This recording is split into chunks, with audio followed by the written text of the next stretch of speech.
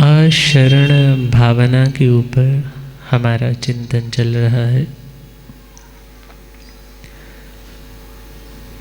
जिंदगी में जब तक भय है तब तक शांति नहीं, और निर्भयता को प्राप्त करना है तो सच्ची समझ का होना परम आवश्यक है।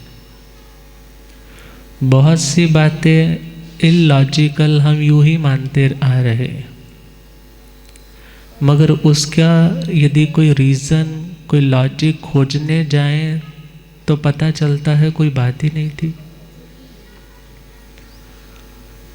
इसी प्रकार अज्ञान को अशांति का मूल कारण कहा जाता है, और जिसे ज्ञान की प्राप्ति हो जाए, जिसे रोशनी मिल जाए, जिसे प्रकाश मिल जाए, फिर उसका डर भी दूर हो जाता है।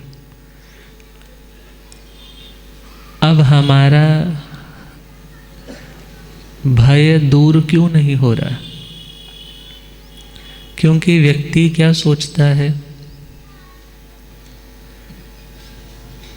मैं आया हूं तो मुझे भी जाना पड़ेगा। अब विचार करो, जहां पर कोई आपका प्रोटेक्शन देने वाला तत्व विद्यमान नहीं है, आप उसके लिए भले कितनी माला करो, कितना महामृत्युंजय का जाप करो, भले कोई भी जाप करो। मैंने एक बार पंडित जी से पूछ लिया कि इन जाप से आप क्या मानते हो कि क्या होता है? एस्ट्रोलॉजर थे, बहुत अच्छे। कहने लगे एटलीस्ट उसके प्राण शांति से निकल जाते हैं। क्या उत्तर दिया? उसके प्राण शांति से निकल जाते हैं, मगर आयुष्य को बढ़ाने वाला दुनिया में कोई नहीं। अशरण का मतलब है कि जो किसी को शरण ना तो दे सकता है और ना किसी की शरण ले सकता है। और उस अनाथता को समझाने के लिए हमने अनाथी मुनिराज की महानिर्ग्रंथ अनाथी मुनिराज की उस जीवन गाथा को उठाया था। मंडी कुक्षी उद्यान में अपने ध्यान में वृक्ष के मूल में बैठे, और उधर से श्रेणिक महाराज जैसे ही आए, उनका रूप, उनका वर्ण, उनकी सौम्यता, उनकी शांति चेहरे से झलक रही, और वंदन करके क्या प्रश्न किया कि आपने इतनी यौवन अवस्था में सब कुछ छोड़ दिया, ऐसा क्या हो गया जिंदगी में? उन्होंने क्या उत्तर दिया? हे राजन, मेरा कोई नाथ नहीं था, मैं अनाथ था। मेरा कोई सच्चा हितैषी नहीं था, मेरा दुनिया में कोई बंधु नहीं था, मेरी हेल्प करने वाला कोई नहीं था। I was just helpless like an orphan. कहने लगे आपका कोई नहीं था, ऐसा तो आपके लक्षणों से लग नहीं रहा, क्योंकि लक्षण शास्त्र से व्यक्ति के भविष्य के बारे में, भूतकाल के बारे में, प्रेजेंट सिचुएशन के बारे में व्यक्ति बता सकता है। ये भी एक स्टडी है, और राजा है तो उसने तो वो स्टडीज भरपूर कर रखी है। कौन आदमी कैसा है वो पहचान जाते। कहने लगे आप देखने से तो अच्छे परिवार के लगते हो, मगर आप कह रहे हो कि मैं अनाथ था, दैट्स वाई मैं इस मार्ग पर आ गया। कहने लगे हाँ राजन, मैं अनाथ था। अच्छा, फिर आप अनाथ थे, आपने घर बार छोड़ा, चलो मैं आपका नाथ बन जाता हूँ, आपका बंधु बन जाता हूँ, आपका मित्र बन जाता हूँ, आपका बेनिफैक्टर बन जाता हूँ, आपकी प्रोटेक्शन करूँगा। आप जिंदगी में दुनिया के भोग भोगिए, ये जिंदगी बार बार नहीं मिलती। कह तो दिया, मगर मुनिराज ने क्या कह दिया कि हे श्रेणिक, तू तो स्वयं अनाथ है, तू मेरा नाथ कहाँ से बनेगा? कहने लगा महाराज ये बात आपने क्या कह दी? मेरे पास इतना बड़ा साम्राज्य है, इतना बड़ा अंतःपुर है, मेरी इतनी रानियां हैं, इतने मेरे बच्चे हैं, इतने मेरे पोते हैं, इतने मेरे नाती हैं, इतनी दूर दूर तक मेरी हुकूमत है, इतनी मेरी सेना है, मेरे पास इतना बल है और मैं इतना बड़ा सम्राट, और आप कह रहे हो कि मैं मीन्स राजा श्रेणिक अनाथ है। कहने लगे हाँ तू अनाथ है। कहने लगे भंते संत होकर के आप झूठ बोल रहे हो, संत होकर के आप झूठ बोल रहे हो, आपको सब कुछ दिख रहा है, फिर भी आप कह रहे हो कि राजा श्रेणिक अनाथ है। कहने लगे यदि तू सुनना चाहता है ना अनाथ और सनाथ कौन होता है, मैं अनाथ कैसे हुआ और मैंने ये मार्ग कैसे सुना, तो अपने मन को शांत करके मेरी बातों को सुनो, सिंसियरली उसको श्रवण करो। अब वे बताने लगे कि मेरा जन्म कौशाम्बी नगरी में, और पिता के पास बहुत धन है, इसलिए उनका नाम क्या पड़ गया, प्रभूत धन संचय, अर्थात अपने उस शहर का नगर सेठ होगा, बहुत पैसा है, पैसा बहुत है, मगर एक समय ऐसा कर्म उदय आ गया, कोई कर्म खोटा किया था और वह कर्म उदय में आ गया, बीज बोया था, आज उसका फल सामने आ गया, और वह फल किसको खाना पड़ेगा, जिसने बोया है। अब जैसे ही वह कर्म उदय में आया, मेरी आंखों में वेदना, अक्षी वेदना, आंखों में इतनी गहरी वेदना होने लगी, मानो कोई शत्रु जैसे अपने विरोधी के मर्म स्थानों के ऊपर तेज धार वाले शस्त्रों से प्रहार करता है, ऐसे वह रोग, वह वेदना मुझे पीड़ा पहुंचा रही थी। और मेरा सिर भी मानो उस बुखार के कारण, जब बुखार होता है तो लगता क्या है, आंखें अंदर की ओर जा रही है, खिंचाव पड़ रहा है, दर्द हो रहा है, देखने का मन नहीं करता, सिर दुख रहा है, किसी की बात सुनने को मन नहीं करता, और हार्ट की जो धड़कन है वो भी तेज हो रही है, और कमर भी मानो टूट रही है, बहुत वेदना हो रही, बस शरीर इतना ज़्यादा वेदना में है कि अब कुछ भी अच्छा नहीं लगता, मन चाहता है या इस पार का रहूं या उस पार का हो जाऊं। अब जैसे ही मेरे पिता ने मेरी इस वेदना को देखा, पहले तो घर पर ही अपने वो जो बुजुर्गों के टोटके होते हैं करते रहे, मगर कोई रिलैक्सेशन नहीं मिली। मेरे पिता ने बड़े से बड़े जो स्पेशलिस्ट डॉक्टर्स थे उनको बुलाया, जो वैद्याचार्य थे उनको इनवाइट किया, उनको बहुत सारा पैसा दिया, बहुत सारे गिफ्ट्स दिए कि मेरे इस बेटे को ठीक कर दो। उन्होंने बहुत पैसा खर्चा, मगर मुझे मेरी वेदना से राहत देने वाला कोई नहीं था। ये मेरी पहली अनाथता, इस दुनिया में मेरा कोई नहीं बना। मेरे को वेदना थी, उस वेदना को शेयर करने वाला कोई नहीं, उसको कम करने वाला कोई नहीं। पिता सारा पैसा लगाने को तैयार है, मगर कर्म तो मेरा अपना है ना, उस कर्म के अनुसार मुझे वेदना से सामना करना पड़ा। मेरी माँ मुझे देख देख करके रोती रहती है कि मेरे जिगर का टुकड़ा जिसको मैंने इतने प्यार से पाला है, आज कैसे यह तड़प रहा है। वे अपनी मन्नतें मांगती है कि मेरा बेटा ठीक हो जाए तो मैं ये करूं, मैं वो करूं, फिर भी मेरे स्वास्थ्य में कोई सुधार नहीं हुआ। ये मेरी दूसरी अनाथता। मेरी माँ मेरा इतना अच्छा सोचने वाली, फिर भी मेरी बीमारी दूर नहीं।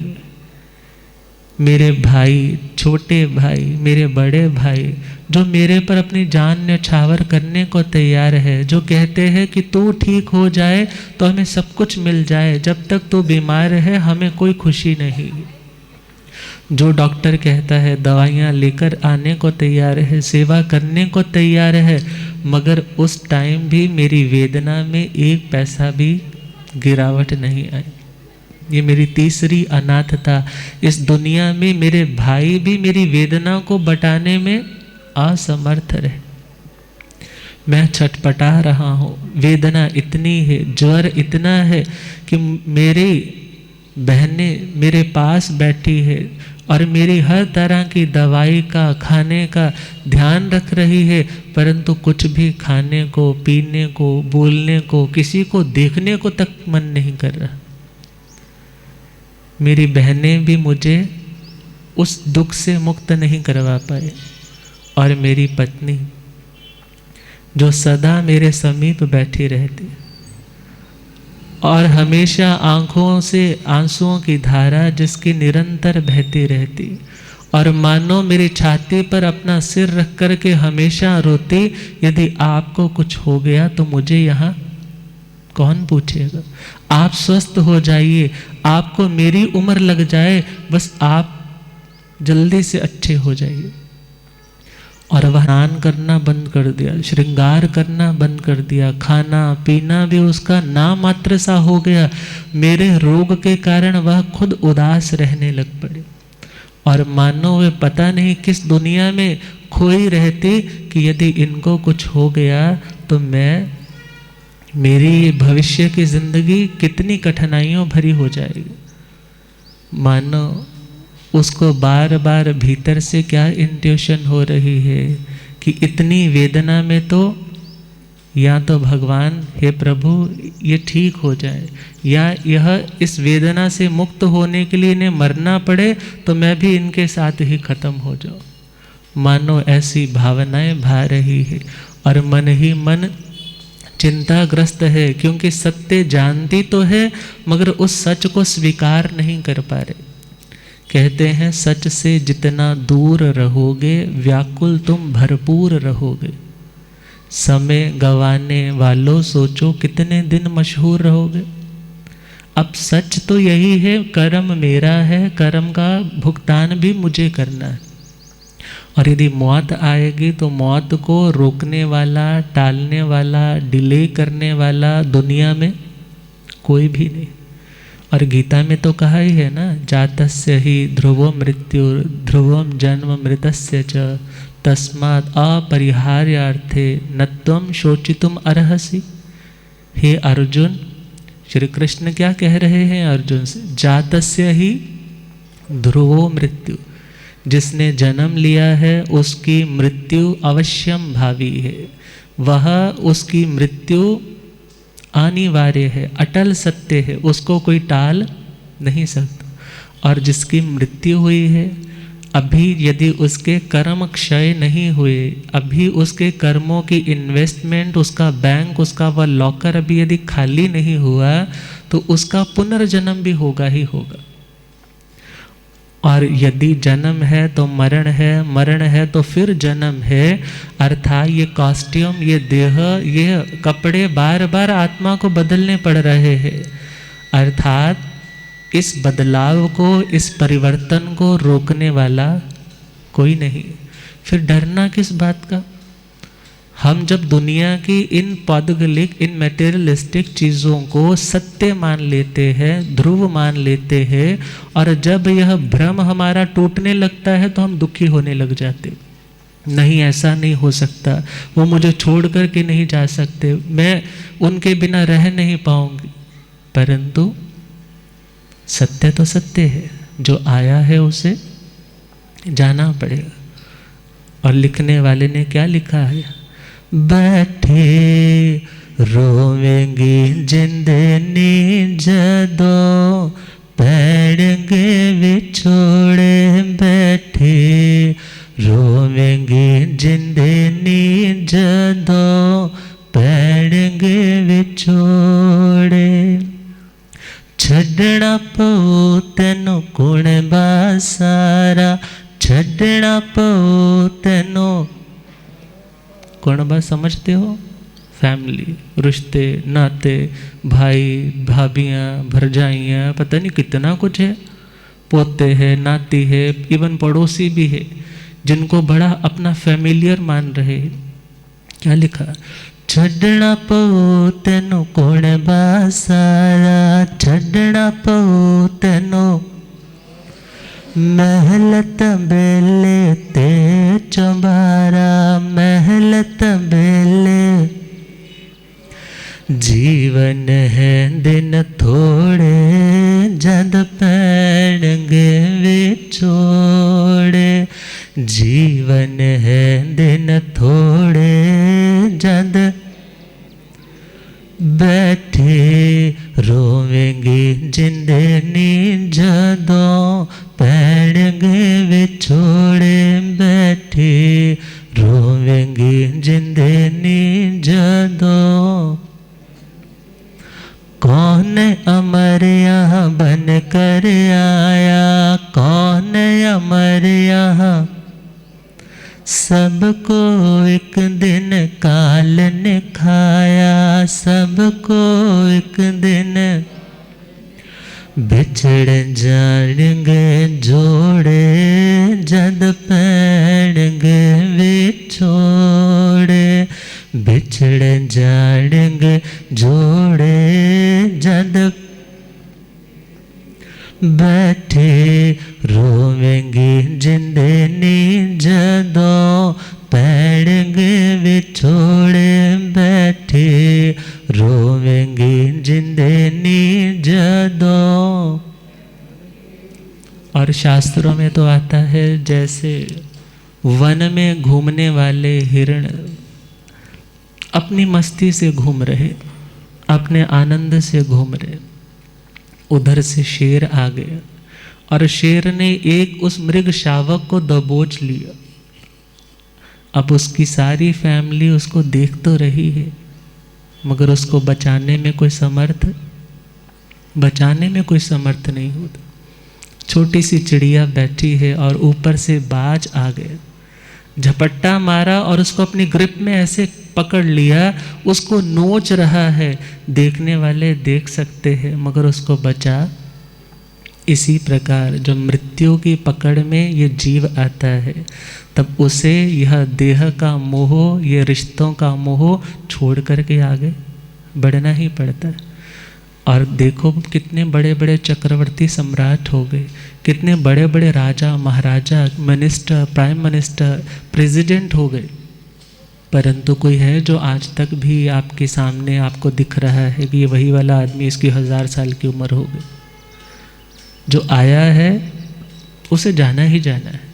और क्या लिखा, तू है केड़े बाग दी मूली, तू है केड़े उड़ गई बड़ों बड़ों की धूली, उड़ गई बड़ों पत्थर रहे न रोड़े, जद पैणगे विछोड़े, पत्थर रहे न रोड़े, जद पैण बैठे रोवेंगी जिंदनी, जदों पैणगे विछोड़े, बैठे रोवेंगी जिंदनी, जदों पैण। मुनि दर्शन कुछ नेकी कर ले, मुनि दर्शन कुछ मुख से उसका नाम सुमर ले, मुख से उसका नाल जाऊं जो तेरे, जद पैणगे विछोड़े, नाल जाऊं जो तेरे, जद बैठे रोवेंगी जिंदनी, जदों पैणगे विछोड़े, बैठे रोवेंगी जिंदनी, जदों पैणगे विछोड़े। और पत्नी दिन रात रोती रहती, आंखों में आंसुओं की बरसात के कारण अब आंखें भी सूजने लग पड़ी। कभी कोई 4 लोग मिलने के लिए आ जाए, उनके बीच बैठी बैठी भी रो रही है। वो कहती है पता नहीं इनको क्या हो गया, ये ठीक हो जाए, ये ठीक हो जाए। परंतु मेरी पत्नी भी मेरी उस तकलीफ को कम नहीं कर पाई। यह भी मेरी अनाथता, सब कुछ है मेरे पास, सारा भरा परिवार है मेरे पास, पैसे की कोई कमी नहीं, मगर मेरे उस दुख को बटाने वाला कोई नहीं। और एक दिन इतनी असह्य वेदना कि अब सही नहीं जा रही। अब तो भावना भाई मैंने कि हे प्रभु, यदि मैं स्वस्थ हो जाऊं तो मैं खंतो दंतो निरारंभो पवये अणगारिय, कि यदि मैं स्वस्थ हो जाऊं तो खंतो क्षमाशील, दंतो इंद्रियों का दमन निग्रह कंट्रोल करने वाला, निरारंभो आरंभ हिंसा आदि 18 पापों से मुक्त उसका त्यागी, एक साधु सन्यासी श्रमण निर्ग्रंथ उसका जीवन ग्रहण कर लो। और जैसे ही ये भावना भाई, भावना में बहुत बल है, और उस भावना के कारण ऐसा चेंज आया। सुबह का सूर्य जैसे ही हुआ, अब जैसे ही उठा सोच रहा है I am totally recovered, totally relaxed, बिल्कुल फाइन, बहुत लाइट फील हो रहा है, ना आंखों में दर्द, ना हार्ट की बीट में कोई तेजी, ना कोई कमर, ना घुटने, कुछ भी नहीं दुख रहा, बड़ा ही शांत है। अब घर के लोग तो क्या सोचते हैं, मेरी मन्नत पूरी हो गई। अब इस स्टोरी को एक नाट्यकार ने एक अलग रूप से भी प्रस्तुत किया है। कहते हैं उन्होंने तो ये भावना भाई कि मैं ठीक हो जाऊं, परंतु इसके साथ एक और इंसिडेंट जोड़ दिया कि एक देवता जो मनुष्य का देह धारण करके वैद्य का रूप लेकर के आया, और उन्होंने क्या कहा कि मैं आपके इस बेटे को स्वस्थ कर दूंगा, मगर एक शर्त है। कौन सी शर्त? कि इसके देह से मेरी दवाई देने के बाद जितना पसीना निकलेगा, उस सारे पसीने को कपड़े से पोंछ करके गिलास में निचोड़ करके जिस व्यक्ति के सिर पर मैं डालूंगा, वो तो इस जैसा बीमार हो जाएगा और यह बच्चा स्वस्थ हो जाएगा। आप कह रहे हो ना कि हमें बहुत प्यार है, हम इसकी तकलीफ देख नहीं सकते, तो बोलो कौन तैयार है? अब माँ कहती है मुझे बेटे से बड़ा प्यार है, पहले आप इसे ठीक तो कर दो, फिर हम देखते हैं। अब जैसे जैसे उन्होंने अपनी विधि इत्यादि की और दवाई दी, और 1-2 घंटे के भीतर भीतर शरीर से मानो इतना भयंकर पसीना निकलने लगा कि सारे रोग के कीटाणु बाहर। और उनको जैसे ही पहुंचा और पहुंच करके गिलास में निचोड़ दिया। अब वह बोल रहा है, बोलो भाई किसको बहुत प्यार है अपने बेटे से? कौन उसकी तरह तड़पने को तैयार है? मगर माँ क्या कहती है, अजी मैं तो, पिता क्या कहते हैं, जितने पैसे मांगता है मुंह मांगे पैसे ले जा। मगर ये बीमारी हम भाई से पूछा, बहन से पूछा, पत्नी से पूछा, कोई भी तैयार नहीं हुआ। और वह वैद्य कहने लगा चलो कोई नहीं तैयार हो रहा तो इसकी बीमारी में दोबारा इसी पर डाल देते। अब जैसे दोबारा उसके ऊपर डाली और वह फिर से तड़पने लगा, फिर उसको विचार आया, अरे दुनिया में मेरा है कौन? मैं इतने ख्वाबी महल तैयार करता हूँ, ये मेरी पत्नी है, ये मेरे बच्चे हैं, ये मेरी माँ है, ये मेरा रिश्तेदार है, मेरे लिए जान न्यौछावर करते हैं। मगर ध्यान देना, जब जान न्यौछावर करने का टाइम आता है ना, तो कोई नहीं आगे आता। उस टाइम मुझे रियलाइज़ हुआ कि धर्म के अलावा मुझे शरण देने वाला इस दुनिया में कोई नहीं।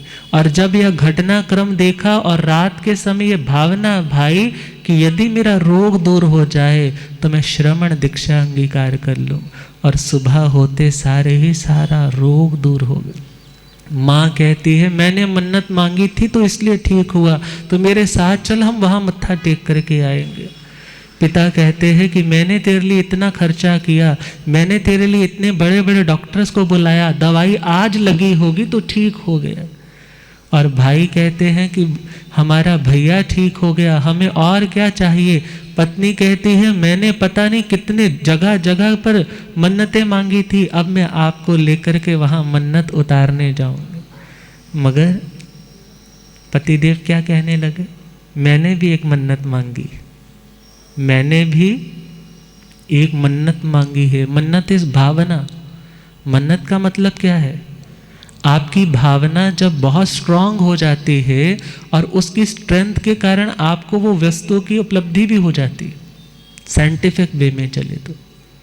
और जैसे ही कहने लगे मैंने भी भावना भाई थी कि यदि मेरा रोग दूर हो जाए तो मैं साधु बन जाऊँ।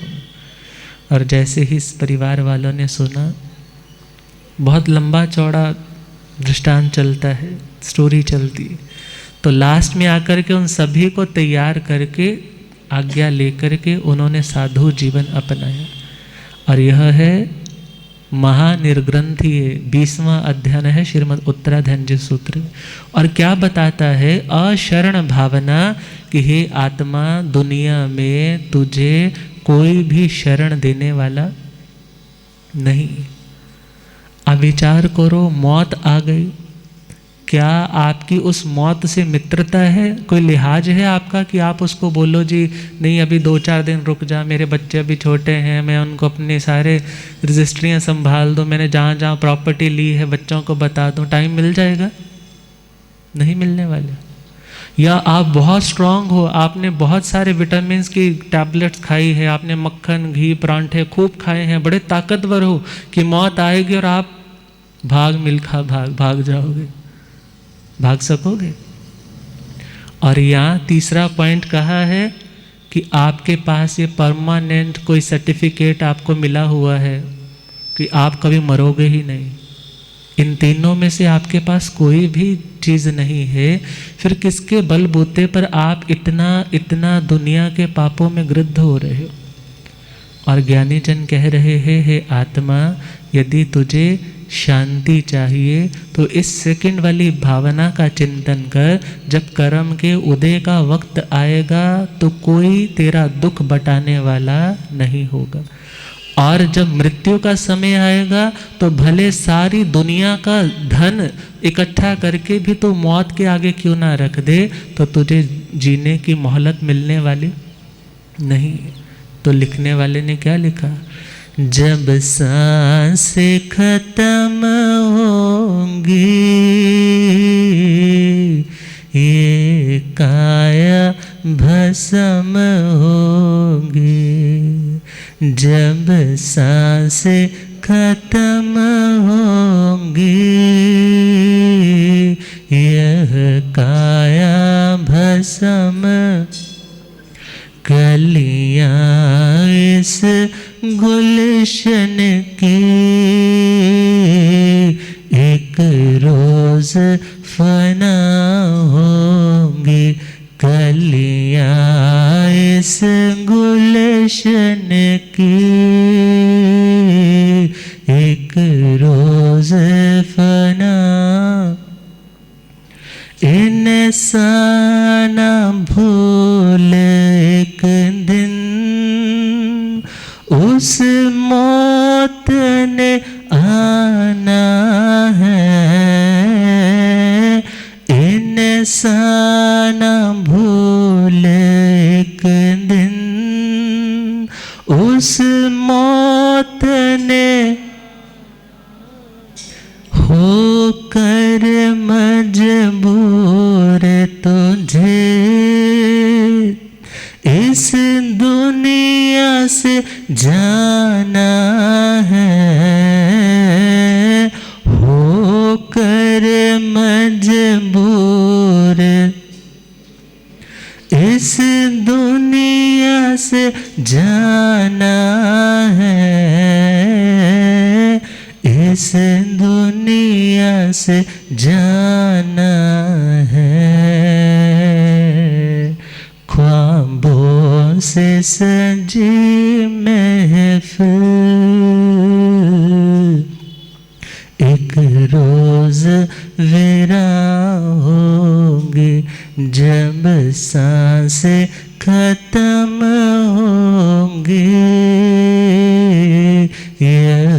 काया भस्म।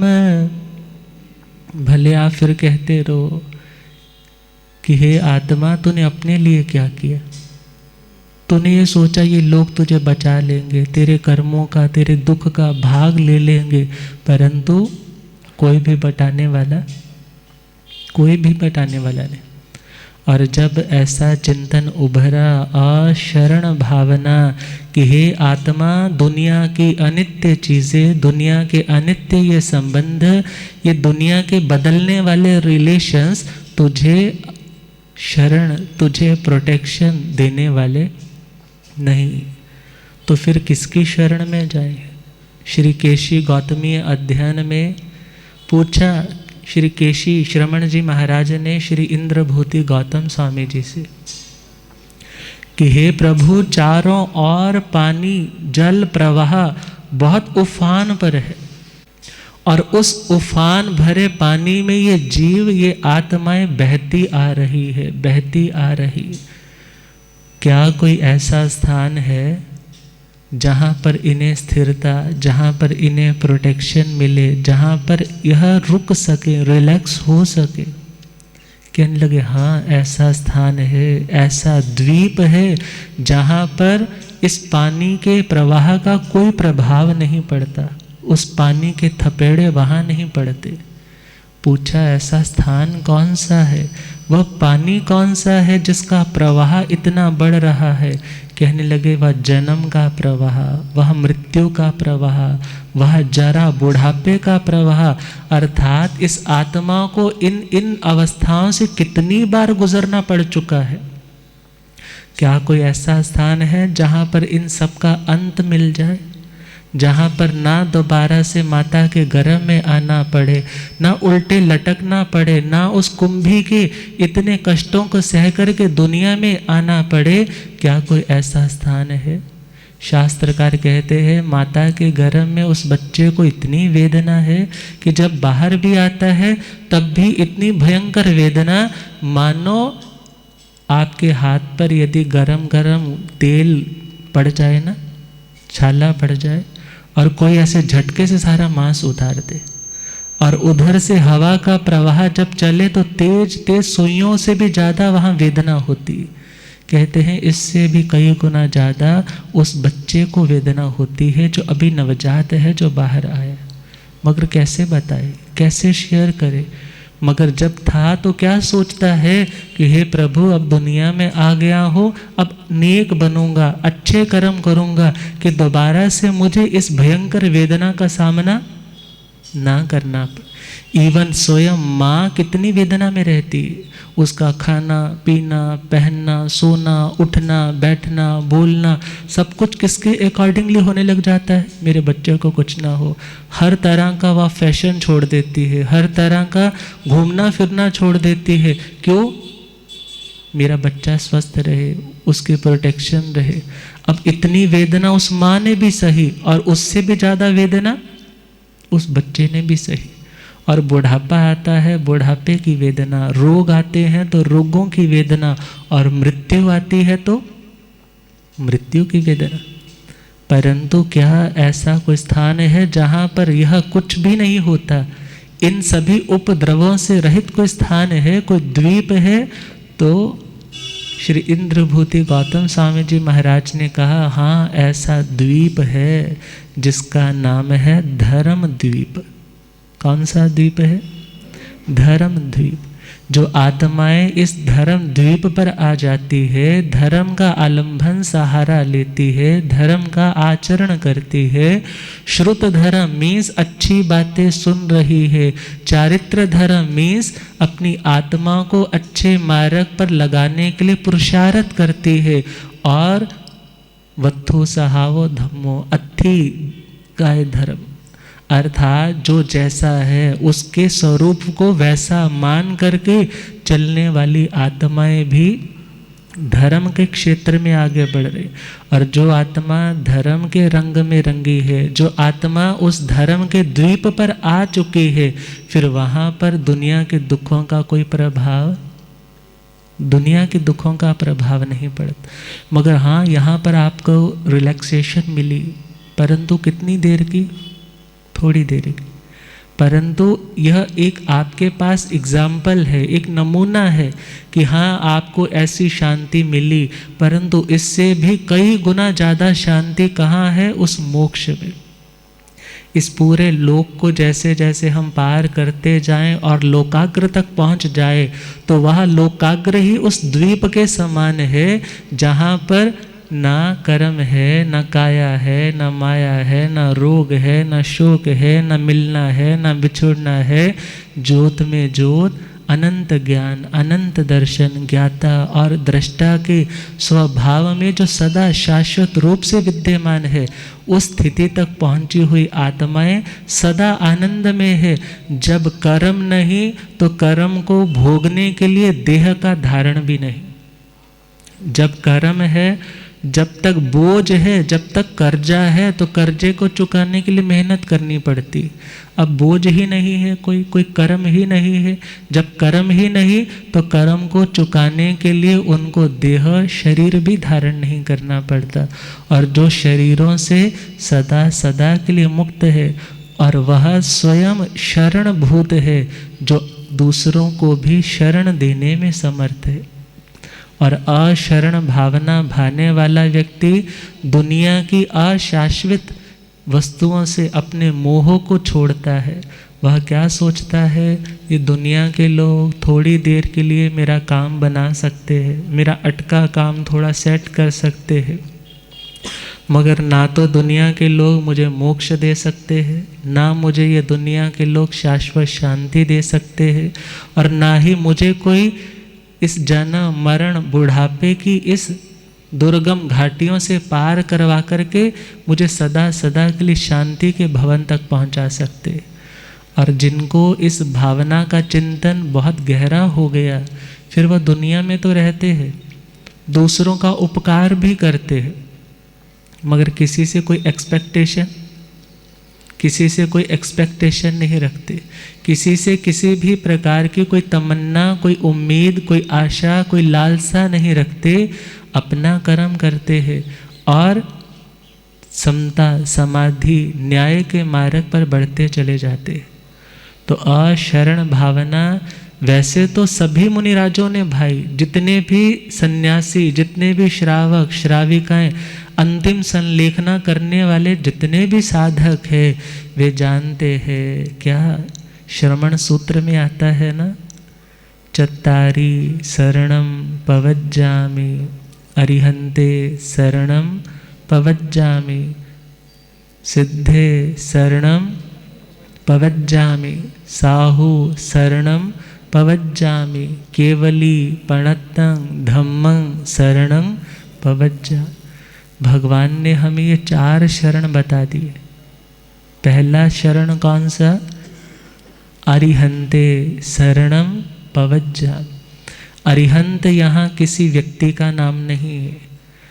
अरि का मतलब है शत्रु, हंत का मतलब है जिन्होंने सभी शत्रुओं को जीत लिया है, जिनके मन में दूसरे के प्रति शत्रुता का कोई भाव नहीं। सामने वाला शत्रु मानता है, ये उसकी बात है, मगर जिसके मन में किसी के प्रति यह भावना नहीं कि ये हम मेरा शत्रु है, जिनके लिए सभी जीव मित्र के समान है, ऐसी आत्माएं अरिहंत है।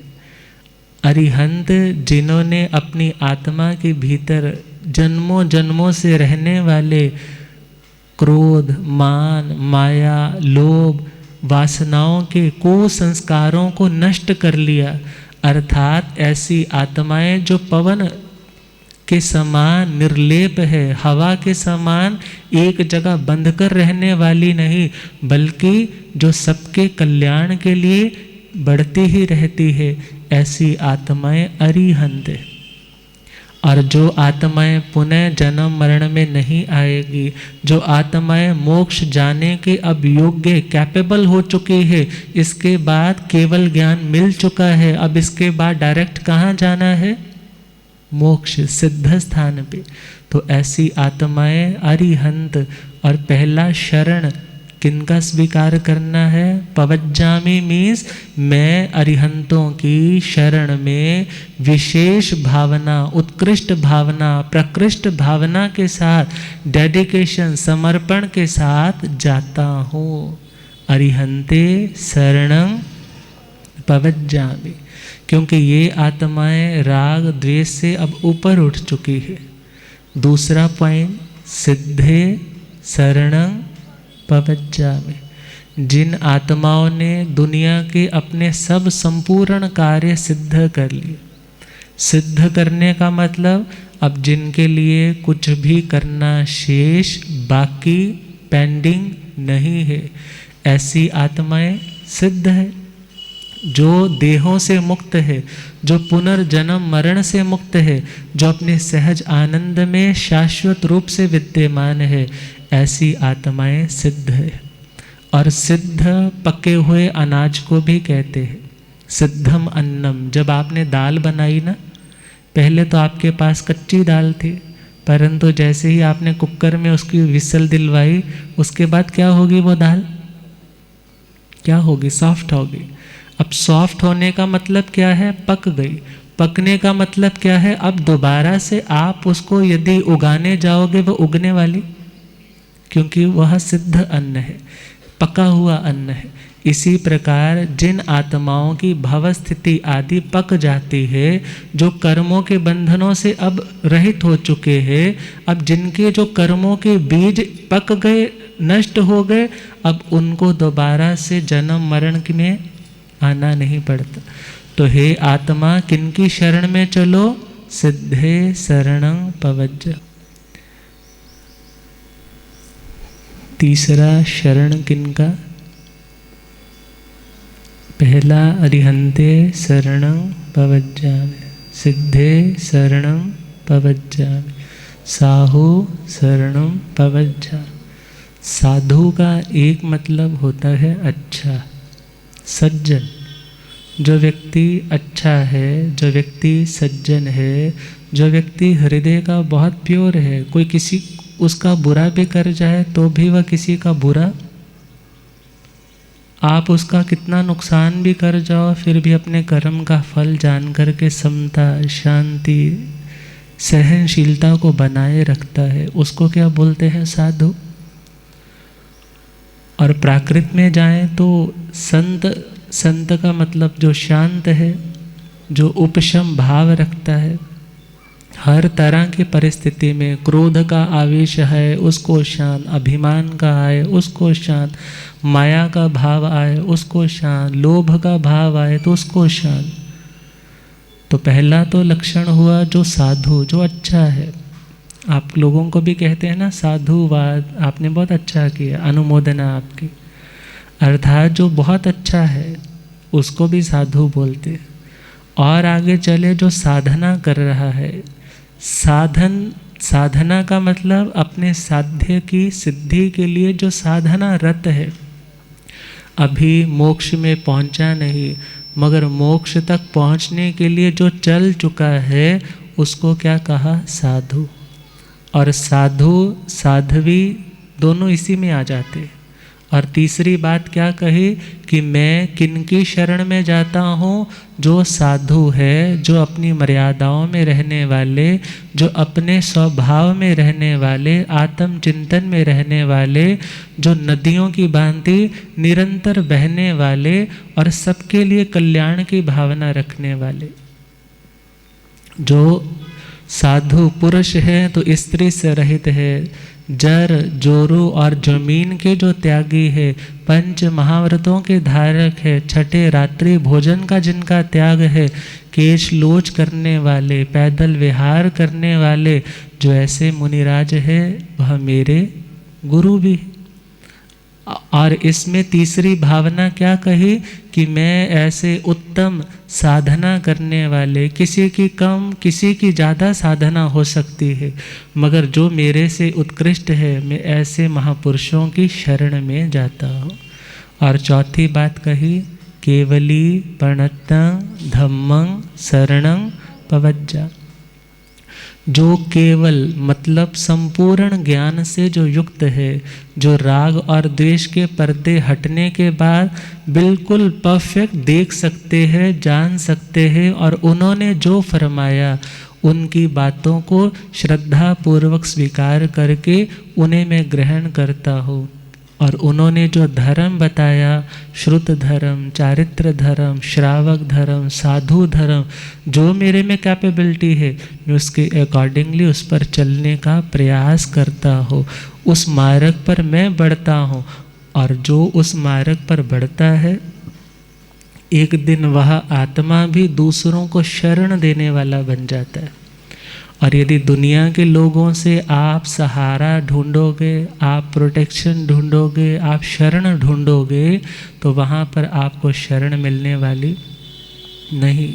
तभी तो लिखने वाले ने क्या लिखा, दुनिया ते मेरा होड़ नैयो एतबार है, दुनिया ते मेरा होड़ नहीं एतबार है, तू ही मेरी नाव और तू ही पतवार है, तू ही मेरी नाव और तू ही। मात पिता नहीं अपने बनते, मात पिता नहीं अपने, बहन और भाई भी साथ नहीं चलते, बहन और भाई भी साथ नहीं, नहीं कोई दोस्त और नहीं रिश्तेदार है, नहीं कोई दोस्त और नहीं कोई यार, सब है बेगाने नहीं कोई उपकार है, सब है बेगाने नहीं कोई रिश्तेदार है, दुनिया ते मेरा होड़ नहीं एतबार है, दुनिया ते मेरा होड़ नहीं एतबार का मतलब ये नहीं है किसी ने आपको कुछ दिया, कहा बेटा ये तेरे लिए लेकर के आई हो तो खा लेना। अब ये नहीं कि नहीं इसमें कुछ मिक्स किया हो, ऐसे वाला एतबार नहीं। एतबार का मतलब सामने वाले ने कुछ कहा है, हम उसकी बात सच्ची है तो एतबार करते हैं, बिना एतबार की ज़िंदगी नहीं चलती। मगर यहाँ एतबार का मतलब क्या है, निश्चय का एतबार। निश्चय मीन्स मेरी आत्मा के मोक्ष के लिए मैं किस पर एतबार करूं, मुझे इन कर्मों से मुक्त करवाने वाला जो है मैं उस पर एतबार करूं। दुनिया के लोग एतबार दिलाएंगे भी तो भी उनके सहारे झूठे हैं, हमें सच्चे सहारे की खोज करनी है। तो अशरण भावना अनाथी मुनिराज ने भाई, और हमें भी अब अनाथ नहीं बल्कि सनाथ बनना है। तो अनाथी मुनिराज ने कहा कि मैं उस टाइम तक अनाथ था, मगर जैसे ही मैंने धर्म को स्वीकार किया, मैंने 6 काय की सभी जीवों की रक्षा का नियम लिया, तो मैं सबका भी नाथ बन गया और अपनी आत्मा का भी नाथ बन गया। तो अपने वक्तव्य को यहीं विश्राम देते हुए